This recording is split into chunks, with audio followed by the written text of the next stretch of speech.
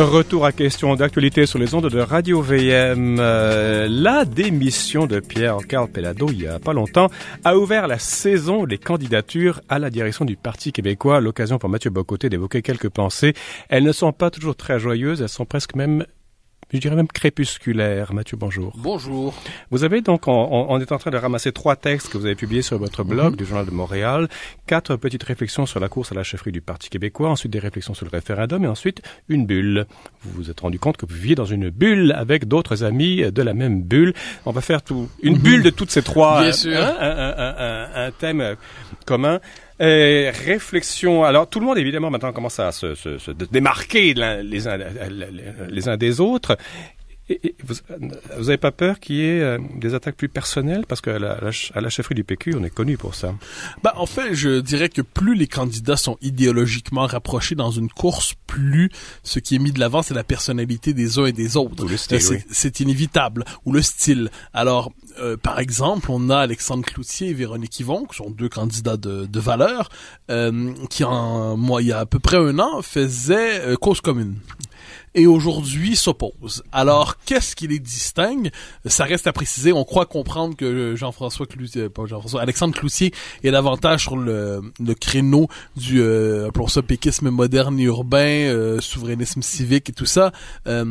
Véronique Yvon est davantage sur la tradition social-démocrate du Parti québécois, convergence souverainiste. Il n'en demeure pas moins qu'il ne s'agit pas de lignes de fracture profondes. Alors, oui, on peut craindre ça. Et si en plus s'ajoute à cela la candidature désormais possible, bien qu'improbable, de Pierre Serré, qui est l'espèce de péquiste, anti-péquiste de service dans le système médiatique, qui, lui, fait une attaque sur les fondements même du parti, sur la qualité même des candidatures, on peut craindre que la course dégénère. Cela dit, pour l'instant, je note avec un certain bonheur que la course se tient sur des enjeux. Au lieu d'une guerre de personnalité. Je veux dire, en politique, le conflit des personnalités n'est pas secondaire. On ne vote pas que pour des idées, on vote pour un homme, on vote pour une femme, on vote pour un tempérament, on vote pour un style. Pour un sourire, oui. Mais on vote aussi pour lui, je lui fais confiance. Bon, disons ça comme ça. Donc, cela dit, l'arrivée de Jean-François Lisée dans la course a eu la vertu de clarifier à tout le moins certains enjeux en disant, moi, je m'engage à ne pas tenir de référendum parce que de toute manière, on le perdrait. Il a au moins clarifié un peu les termes du débat. Il a aussi fait une proposition assez intéressante sur la question des seuils d'immigration. Donc, on peut s'attendre à ce que dans les prochaines semaines, les prochains mois, les candidats à la chefferie du Parti québécois débattent de questions sérieuses. Reste à voir jusqu'où ira ce débat. On a quelquefois l'impression d'une course à la pureté. Qui sera le plus référendiste possible? Il y en a qui sont jusqu'au boutiste. Vous semblez, Mathieu Bock-Côté, dire que ne laissons pas nos convictions abolir le réel. Un 3e référendum, forcément, serait perdant, du moins dans les conditions actuelles. On n'a pas la maîtrise de l'histoire, comme vous dites. Mon rapport au référendum est la chose suivante. Si on peut le gagner, on le tient. Si on n'a aucune chance de le gagner, on ne le tient pas. Il n'y a aucun... Certains diront, il faut le faire par honneur. Puis on en fait un 3e, puis c'est un 4e. Bon. Et on meurt dans l'honneur. Voilà. C'est-à-dire, moi, la défaite dans l'honneur ne me semble pas être la seule avenue qu'on peut prescrire au peuple québécois. Le référendum, comme j'aime dire souvent, moi, la souveraineté, vous connaissez la distinction souverainiste pressé, souverainiste patient. Elle n'a, pour moi, aucun sens. J'espère que le Québec soit souverain, moi, depuis 1760, depuis 1837-38, depuis 1960, depuis 1970, depuis 1980, depuis 1995, il y a tout souverainiste, par définition, croit que le Québec se développerait mieux, se serait mieux développé s'il avait été indépendant. Donc, on le veut le plus tôt possible. Cela dit, il y a des souverainistes optimistes et pessimistes.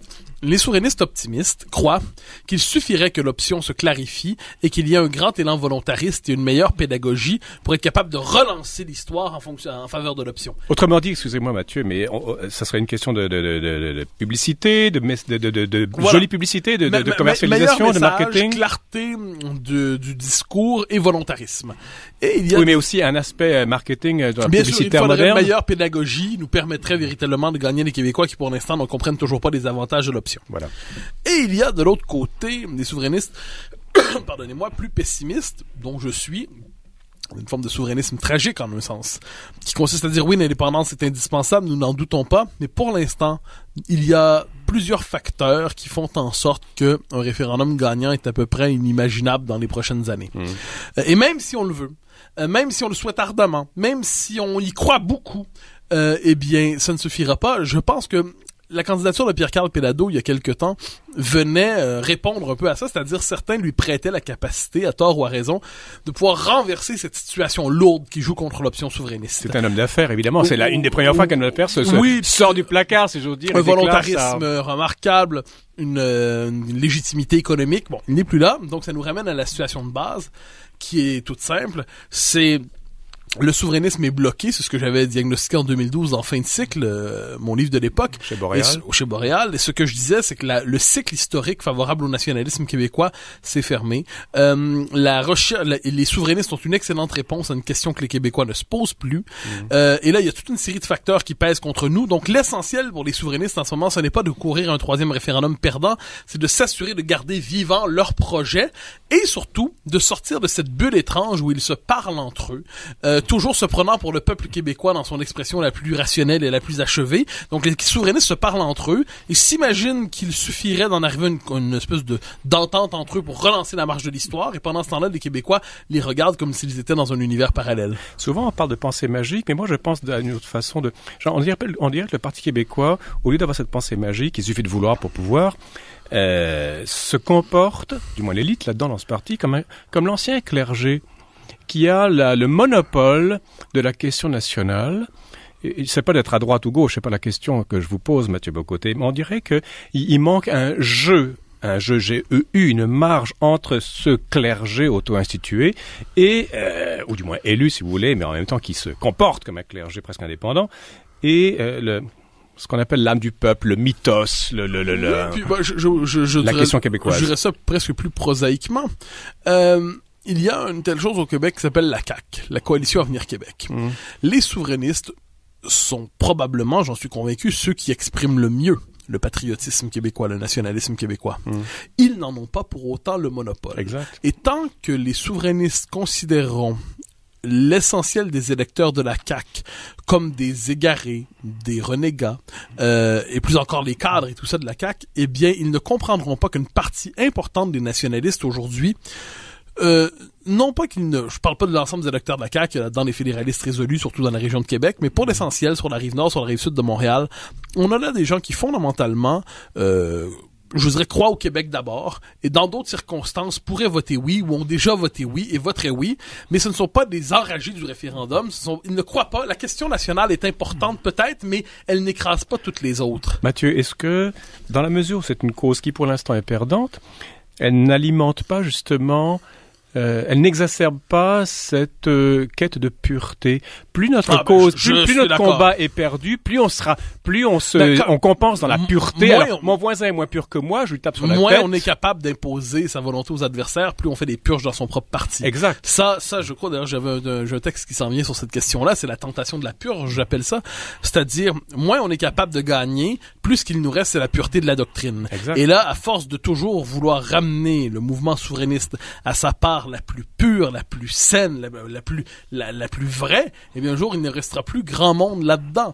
Alors, et là je le dis tout cela avec, comme je le dis, avec une forme d'esprit tragique, parce que je suis un indépendantiste qui croit que la question nationale est plus importante que toutes les autres, parce que c'est la question de notre survie même comme peuple.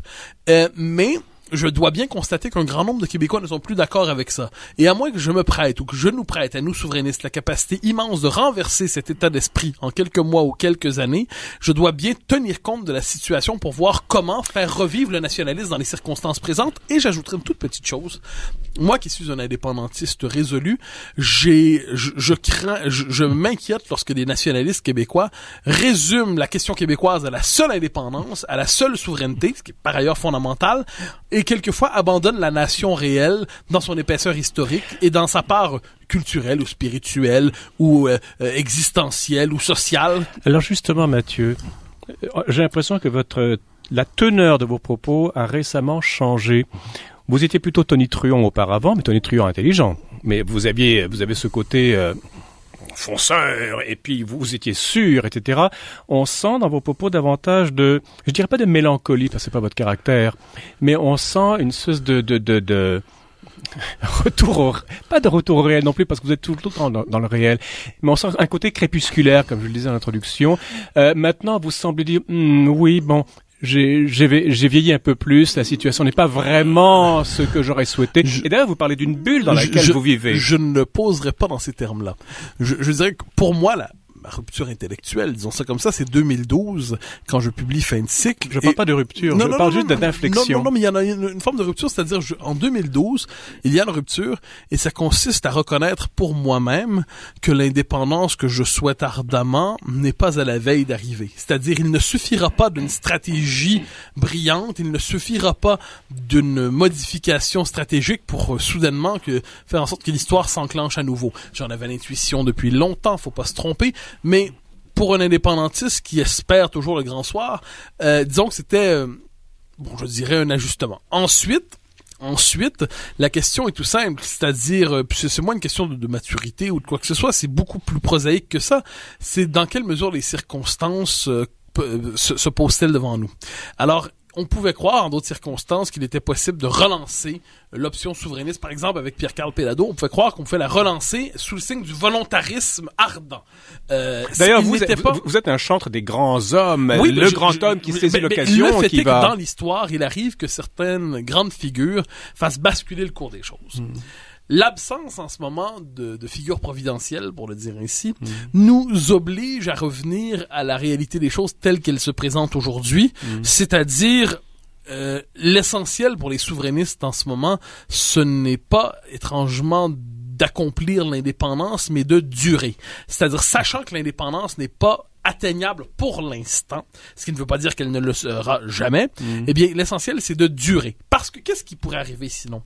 Eh bien, le projet souverainiste pourrait retrouver la position qu'il avait dans le Québec d'avant 1960, c'est-à-dire une option dans les marges qui anime des cercles intellectuels, qui anime un mouvement social à la rigueur, il n'y avait pas ça avant 60, mais disons, disons le portrait, voilà ce à quoi pourrait ressembler le mauvais jour.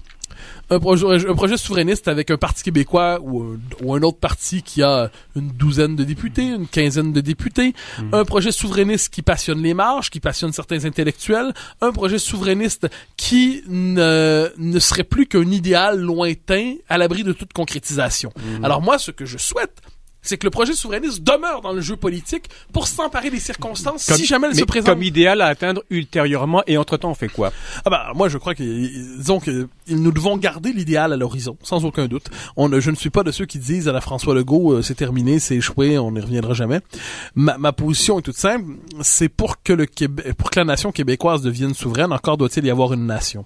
Or, ça exige dans les circonstances une politique nationaliste qui, sur plusieurs volets, vous connaissez mes obsessions, renforcement de l'enseignement de l'histoire, réduction, affirmation très nette, réaffirmation de la charte de la langue française pour éviter la défrancisation de Montréal, réduction significative des seuils d'immigration, déconstruction dans la mesure du possible de l'empreinte du multiculturalisme au Québec. Alors, on peut, autrement dit, il y a plusieurs, puis on pourrait dire bien d'autres choses au-delà même de la question nationale, restaurer la transmission culturelle dans l'école québécoise. On pourrait aussi dire débureaucratiser en partie une société qui étouffe quelquefois sous une espèce de structure étatique écrasante. Donc, il y aurait beaucoup de choses à faire, disons ça comme ça. Et ça ne veut pas dire qu'on fait ça à la place de la souveraineté. Ça veut dire que il faut remettre la société québécoise en mouvement. Il faut être capable de l'amener à renouer avec une définition nationale d'elle-même. Et je crois qu'une société québécoise qui recommencerait à faire l'expérience de son identité nationale et qui saurait de nouveau qu'elle est une nation et pas simplement une agrégation d'individus dispersés, un rassemblement d'individus dispersés. Je crois que dans ce cas-là, la souveraineté peut redevenir possible. Mathieu, êtes-vous sorti de votre bulle alors? Tout dépend de ce que vous entendez par là. C'est-à-dire que dans le texte, je disais j'avais une bulle, c'est dans mon environnement, tout le monde est indépendantiste. Oui, on a 12 amis fédéralistes, il en faut bien un, mais c'est l'exception qui confirme la règle. Mais ce n'est pas la norme. Bon, donc je racontais dans ce texte-là comment j'ai évolué toute ma vie dans le mouvement nationaliste d'une manière ou de l'autre et c'est mon univers de référence. Ce que je crois, c'est qu'il est important dans une société que les traditions politiques se perpétuent, que les courants politiques organisés se perpétuent, mais le souverainisme doit éviter de devenir un souverainisme autiste et autoréférentiel qui ne parle qu'à lui-même et qui se détache de l'ensemble des Québécois. Il doit conserver ses convictions, mais trouver une manière de renouer avec le grand nombre qui ne vit pas dans l'urgence du pays, mais qui pourrait néanmoins le désirer un jour. Mathieu Bocoté, je vous soupçonne d'être un fervent amateur de Victor Hugo. Oui, bah, tout le moins. De lui et de quelques autres, il y a chez lui certains passages qui me bouleversent sans aucun doute. Avez-vous lu La légende des siècles? Des passages. Je l'ai pas lu au complet, mais j'ai lu des passages. C'est gigantesque, ça fait quoi, 1000 ou 2000 oui, pages, oui, c'est toute l'histoire de l'humanité. Oui. Il y a un poème qui s'appelle Le Détroit de Rip. Ça, c'est dans la Grèce antique. Il y avait une souvenir. minorité de soldats qui devaient se battre contre un grand empire. Et il y a deux très beaux alexandrins, un très beau, l'autre est un peu plate, mais bon, de Victor Hugo, il dit « Pour les vaincus, la lutte est un grand bonheur triste qu'il faut faire durer le plus longtemps qu'on peut. » On n'est pas vaincu, vous n'êtes pas vaincu, je veux dire, mais il faut faire durer le plus longtemps ce grand bonheur triste, parce qu'un jour peut-être l'histoire changera. Oui, ben c'est une manière tout à fait adéquate de dire les choses.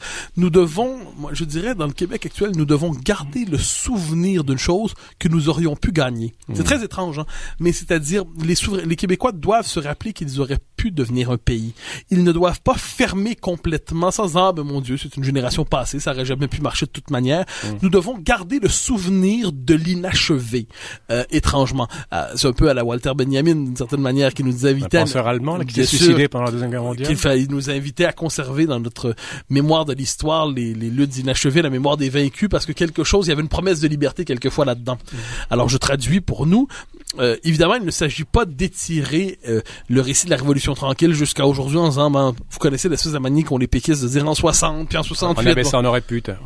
Mais ce qu'il est possible de faire dans les circonstances, c'est de se réancrer dans ce réel national québécois, dans cette conscience intime au fond d'eux-mêmes qu'ont les Québécois d'être un peuple, et de travailler à rebâtir ça. Puis par ailleurs, je dirais que tout cela n'est pas que politique, c'est-à-dire moi, ma tête est politique. Spirituel. Je vous vois venir, Mathieu. Ce l'est aussi, mais c'est culturel, c'est tant et tant de choses. Moi, ce qui m'intéresse fondamentalement, c'est la dimension politique, parce que ce qu'on appelle l'appel de la cité. Mais je pense que la nation québécoise vivra d'autant mieux qu'on l'investira dans 1000 domaines, de la gastronomie à la religion, en passant par l'architecture et tout ce que vous voudrez, par l'idée qu'il y a ici une manière d'être, une manière de vivre qui mérite de durer, et le peuple québécois, autrement dit, doit refaire l'expérience de son épaisseur. Sortir du conditionnel pour passer à l'indicatif? Oh, je dirais les choses autrement. Vous connaissez ma formule préférée. Les choses vont bien plus mal qu'on le croit, mais peuvent aller mieux qu'on l'espère. Vous êtes un vrai conservateur, Mathieu Bocoté. Merci beaucoup. À dans une semaine. Au grand plaisir.